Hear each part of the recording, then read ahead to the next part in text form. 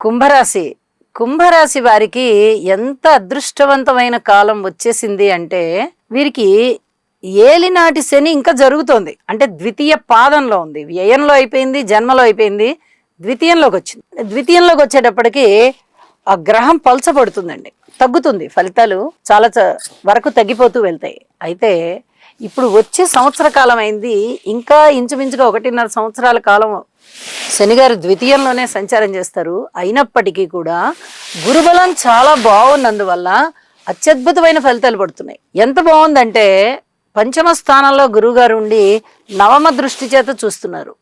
పెద్దలంటే గౌరవం పెరుగుతుంది, గురువులంటే చాలా చాలా గౌరవం పెరుగుతుంది, వేద విద్యల పట్ల ఆకర్షణ ఏర్పడుతుంది.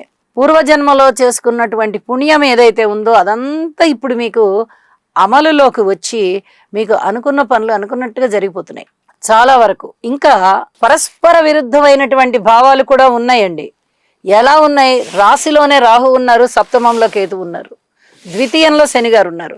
ఈ 3 గ్రహాలు మిమ్మల్ని ఇబ్బంది పెట్టే గ్రహాలే. కానీ గురుబలం బాగుంది కాబట్టి ఇక్కడ మీరు ఏదైతే పరిహారాలు చేసుకుంటారో ఈ పరిహారాల వల్ల ఈ శని గారు కానీ రాహు కానీ కేతువు కానీ ఆ దుష్ట ఫలితాలు ఉపశమింపబడి